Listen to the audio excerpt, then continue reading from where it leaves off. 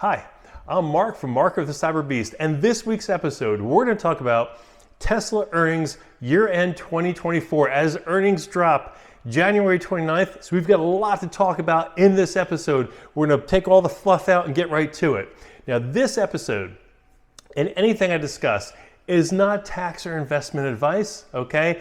This is strictly ideas of where we think things are going, where they've been, and so forth. So don't bet the farm on this. We've been Tesla stockholders, my wife and I, since COVID, when there was a 5x increase. And many of you out there who are Tesla stockholders expect another 5x in the next several years. We can't wait. In fact, we're thinking maybe it's more than 5x. That would be awesome. I also do some swing trading and day trading on Tesla stocks and others. So what we've seen and what we kind of know with the news, with the earnings and guidance coming out, we're going to go over right now. Now, for the past 4 years in the previous administration, the growth of Tesla has been, for lack of a better word, retarded, right? It started the Biden administration at 400. Biden left office and, okay, after the election, it finally went back to the 400 range. But basically for 4 years, it dipped and came back, okay? So there was no growth. Now, that really wasn't fair because the administration had a lot to do with it. Politics aside, okay? This is not a political episode. But I do want you to be aware that when the president has an EV days and they invite manufacturers like GM and they tout Mary Barra as a leader and innovator in EV technology, and Elon Musk and any representative from Tesla is not invited, that's more than just a slight, okay? And we all know that. So add that and the fact that the previous administration really had a lot of all the lettered acronyms going after Tesla, especially NHTSA, National Highway Transportation Safety Association. That's a mouthful. So the FSD, there was definitely some impact. So those of you like my wife who had a Model 3, who still has a Model 3, we had Smart Summon for years. Then I had to pull it back because of NHTSA, okay? And there were some actual growths with FSD that we really couldn't get going fast enough because it was just really impeded upon by the government. So, there is that. Now, the other thing too, there's a lot of what's called FUD. You'll hear that a lot. Many of you know what that is. It's fear, uncertainty, and doubt. A lot of articles out there kind of bad-mouthing and also false information about Elon Musk, about Tesla, earnings, cars, etc. You got to be aware of that, okay? Now, some investors see through that. Not all of them do. Tesla is an emotional stock for some people, okay? And there's a lot of, what's called FOMO, fear of missing out, all right? So this is a year-end earnings. The quarterly on Tesla, there was different quarters that did well and some that didn't do as well, but usually year-end Tesla does pretty good. Now, Warren Buffett famously does not invest in Tesla because he thinks car margins are too low. Warren Buffett's too old because look, Tesla's not a car company, guys, all right? You should know that by now. Yes, they do sell cars, but that's just a small thing of what they do. And I'm not totally dissing Buffett. Guy's brilliant. He's one of my fraternity brothers, Alpha Sigma Phi, but the reality is he missed the boat on Tesla. He still doesn't invest in it. He doesn't get the fact that it's not just a car company, okay? Now, here's the thing people miss when it comes to earnings, especially year-end, okay? I'm going to drill this into you. There's two things. There's numbers, right? There's actual earnings numbers, and then there's guidance, okay? Now, the reason why this is important, because in previous quarters this year even, companies like Microsoft and Meta have had amazing earnings, but then the guidance fell short. And even though their stock was going up and the earnings showed really good, the guidance didn't indicate it. So that's why if you look back maybe to quarter 3 of Meta and Microsoft, you see this big growth and this drop off, okay? And you wonder, well, why? How does that happen? Well, guidance is what's in store for the future. And the future was uncertain in quarter 3. We've got a new administration, an administration that's tech friendly. Again, I understand some of you may or may not be happy with this current administration, but if you're an investor in tech stocks, and Tesla is a tech stock, then you have to realize the next 4 years will be great for the tech sector, okay? Now, this is where the guidance comes in handy.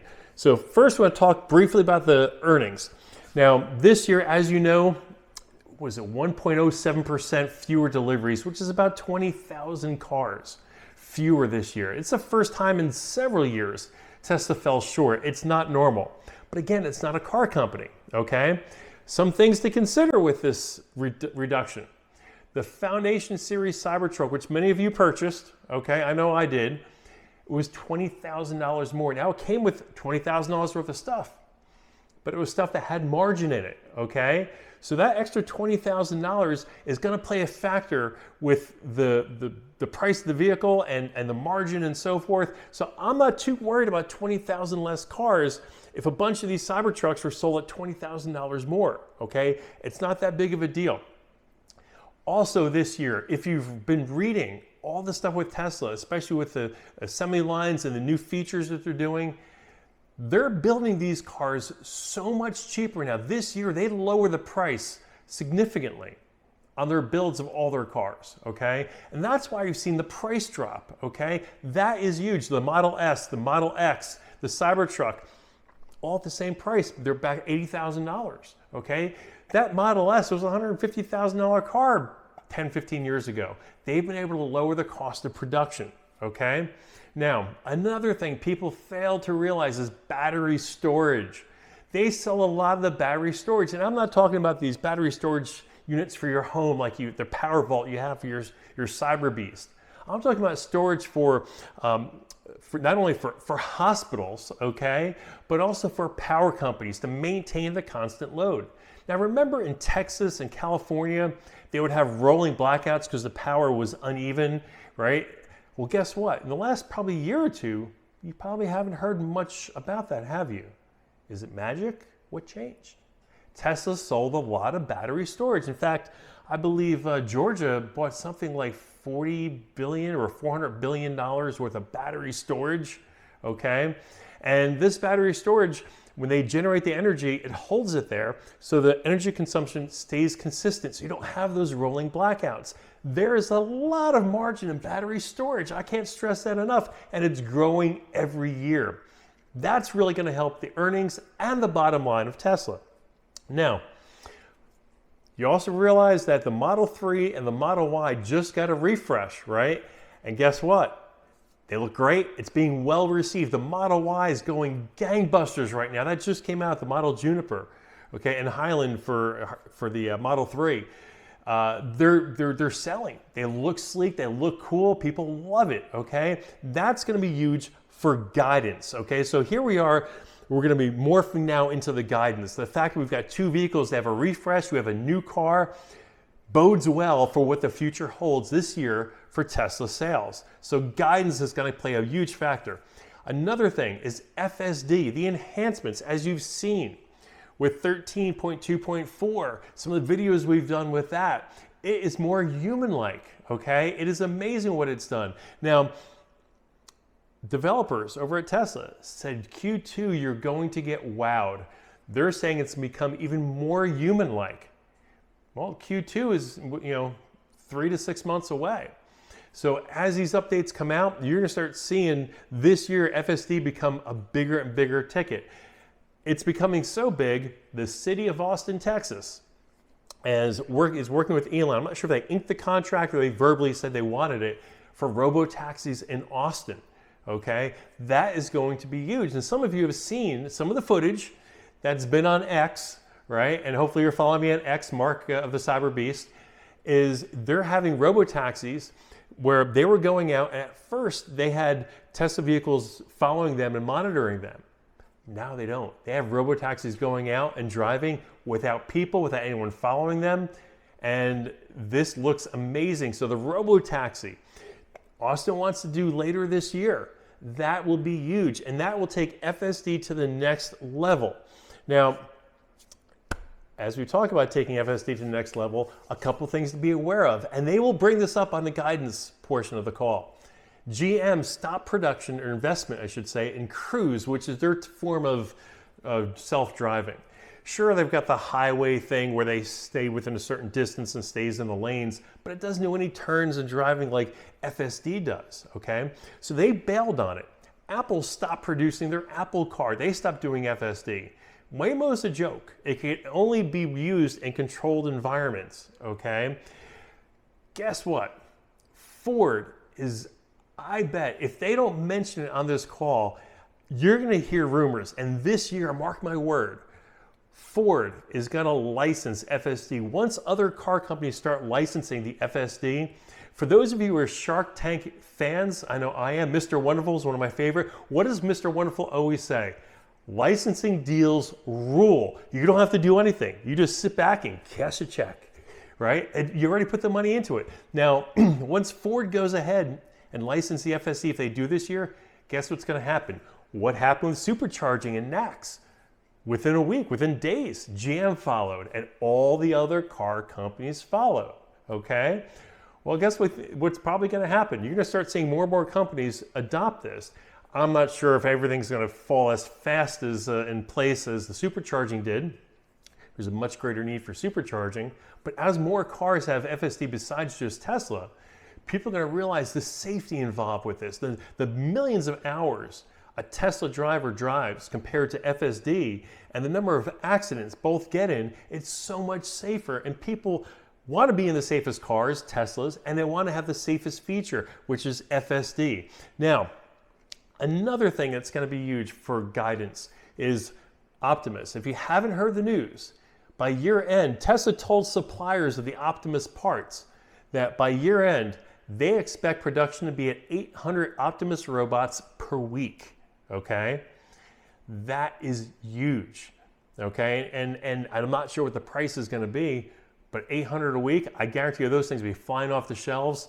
I want one. You want one? Yeah, we all want one, right? So that's going to be in the guidance call as well. They're going to make sure they talk about that in detail. Whenever they talk about what's coming up, even though it was dropped in the news before, people focus on this because investors, they don't follow every little thing, but they'll follow the earnings and guidance call. Another secret many people don't know about. So, shh, come closer, come closer. Okay, only kidding. Here's the big secret though. I'm not pulling a leg on this. Tesla owns over 12,000 Bitcoins. What's happened to the price of Bitcoin? It's steadily maintained a price of $100,000. Many people think this is the new bottom level of Bitcoin and it's only going up from here. Do the math of 12,000 Bitcoins times $100,000. These Bitcoins they bought over the years for much less. So as the Bitcoin price goes up, their bottom line, which they will report on, okay, is going to go up exponentially. Because let's think about this. The start of the year, look at what Bitcoin's price was. Look where it is now. If Tesla sold nothing, the value of the company went up that much, okay? Again, it's a little secret. We'll keep it here on Mark of the Cyberbeast. Now, remember what I just talked about the licensing and superchargers, okay? Guess what? All the cars now are adopting the supercharger and the NACS standard, so now we've got revenue coming in from the superchargers. Guidance is going to say this year we expect X number of dollars based upon the last couple months of other brands supercharging because it's open to all now. So that's that part. Now, one last thing. There's been that rumor of a sub $25,000 Tesla.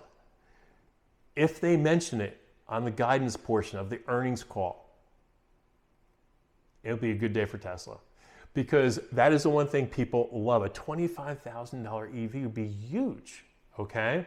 And you know, it's something where, sure, we've got really nice cars, but there's a sector of people where 25,000 is really even pushing it. But with car prices been going up in the last, 3 or 4 years, 25,000 isn't really a high-end car anymore. It's kind of like your mid-level, okay? So I think that's gonna be huge for guidance, especially when they talk about selling or building all the parts for that $25,000 car in-house, almost all of them, so that the margins are there and there's no supply chain issues, which is going to be a big thing. Now, for those of you who don't know when earnings happen, stock prices go like this, okay? And people buy and sell shares during that time period. It's called arbitrage, right? They'll put in an order to buy it here, and then as soon as it fills, they quickly sell it here, because the price is fluctuating. It's kind of like when you step on a scale, right? And the scale goes back and forth until it settles. Well, that's what happens with earnings.